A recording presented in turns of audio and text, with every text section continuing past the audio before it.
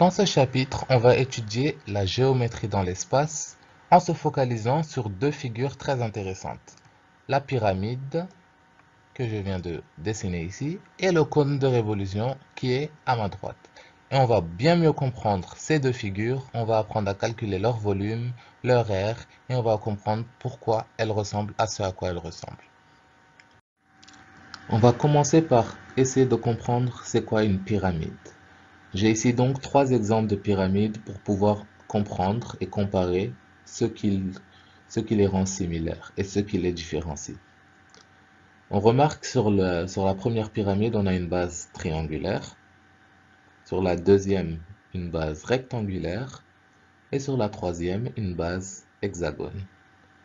On remarque aussi que chacun ou chacune de ces pyramides a un sommet, ici pour la première, ici pour la deuxième, et voici le sommet pour cette troisième pyramide. Donc on peut déjà conclure deux choses. Une pyramide a une base qui est un polygone, que ce soit un triangle, un carré, un hexagone, c'est un polygone. Et la deuxième chose qu'on remarque, c'est qu'il y a un sommet commun. Il y a un point qui relie la base et qui est commun à tous les points de la base. On va aussi remarquer qu'il y a des faces triangulaires. Par exemple, sur la première pyramide, voici la première face triangulaire. Il y a une deuxième face triangulaire ici. Et finalement, une troisième face triangulaire que je viens de dessiner. Donc, on peut dire qu'il y a trois faces latérales. Donc, base triangulaire, trois faces latérales. Sur la deuxième pyramide, on a la première face latérale ici, le premier triangle. On a un deuxième triangle derrière lui, un troisième triangle ici, et le quatrième triangle qui est en face de celui-ci. Donc avec une base rectangulaire, on a quatre faces latérales. Et vous pouvez aussi voir qu'avec la base hexagone, on aura 6 faces latérales, 6 côtés sur le polygone de base, donc 6 faces latérales. Avec le rectangle, c'est 4 faces sur 4 côtés sur la base, donc 4 faces latérales. Et avec le triangle, on a 3 côtés sur la base, pardon, donc 3 faces latérales. Et vous pouvez vérifier le nombre de faces latérales sur l'hexagone. On a des faces latérales triangulaires. La première est ici, la deuxième, la troisième ici, quatrième face latérale, la cinquième face latérale et enfin une dernière face latérale ici. Donc on a bel et bien 6 faces latérales. Donc le nombre de faces latérales est égal au nombre de côtés dans le polygone de base. Parce qu'on a une face latérale qui correspond à chacun des côtés de la base, essentiellement. On appelle une pyramide avec une base triangulaire un tétraèdre. Et c'est juste une notation ou bien un nom spécifique qu'on donne parce qu'on utilise souvent les pyramides avec des bases triangulaires. Donc on leur a donné un nom spécifique. Donc rappelez-vous qu'un tétraèdre, c'est une pyramide avec une base triangulaire. De manière générale, si on voulait décrire une pyramide, on a toujours un polygone de base. Ici, le polygone de base, c'est ABCDE, qui va représenter la base de la pyramide. On a ensuite un sommet, S. Donc ici, c'est le sommet de la pyramide. Et donc, tous les points de la base sont reliés par le sommet. Donc SA, SB, SC, SD, SE et enfin SF. Cela représente les arêtes latérales, ce qui relie le sommet à la base. Ensuite, on a des faces latérales, donc SAB, SBC, SCD, SDE et SED représentent les faces latérales de cette pyramide. Donc tous les triangles qui sont formés par le sommet et la base. On a aussi ce qu'on appelle la hauteur. Donc si on traçait une droite perpendiculaire du point S vers le bas à la base, la distance entre le sommet et la base, SO, représente la hauteur. Donc SO, c'est la hauteur de la pyramide. Et la hauteur est perpendiculaire à toutes les droites du plan. Donc il y aurait un point il y aurait une perpendicularité ici. Donc ce triangle serait un triangle rectangle.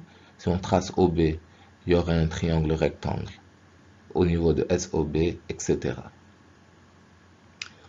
Donc si on a une face latérale et qu'on trace la hauteur d'une de ces faces latérales, donc SH ici, qui est une hauteur d'une des faces latérales, on appelle SH un apothème de la pyramide.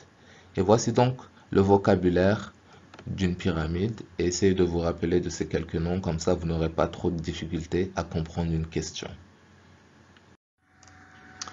Voici trois figures, trois bases de pyramide qui sont très différentes mais qui ont un point commun. Ici on a un triangle équilatéral, ici un carré, et ici j'ai un hexagone régulier, c'est-à-dire un hexagone dont tous les côtés sont égaux. Et donc c'est ça qu'on appelle un polygone régulier. Un polygone régulier, c'est un polygone dont tous les côtés et tous les angles sont égaux. Donc un triangle latéral, un carré ou un hexagone régulier font partie de ces polygones réguliers. Et si on imaginait qu'on trouvait le centre de chacun de ces polygones réguliers, le centre de ce triangle, c'est le point d'intersection entre les médianes ou bien les bisectrices qui se confondent dans le cas d'un triangle équilatéral. Dans le cas d'un carré, le centre du carré, c'est le point d'intersection entre les diagonales. Et avec un hexagone régulier aussi, c'est le point d'intersection entre les diagonales qui nous donne le centre de cette base.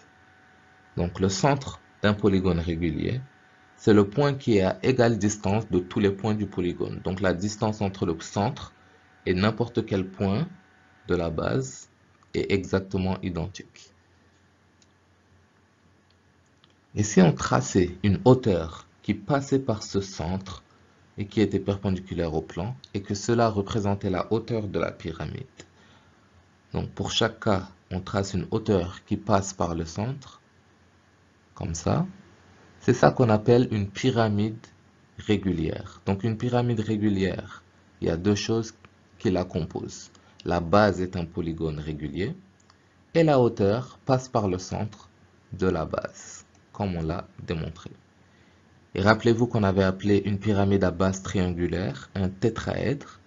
Donc une pyramide régulière à base triangulaire sera un tétraèdre régulier. Dans une pyramide régulière, on va remarquer par exemple, si on enlève la base pour avoir un peu plus de détails, ce qu'on peut remarquer c'est que chacune de ces arêtes, chacune de ces lignes a la même distance parce que c'est une pyramide régulière. Donc dans une pyramide régulière, toutes les arêtes latérales sont de même mesure.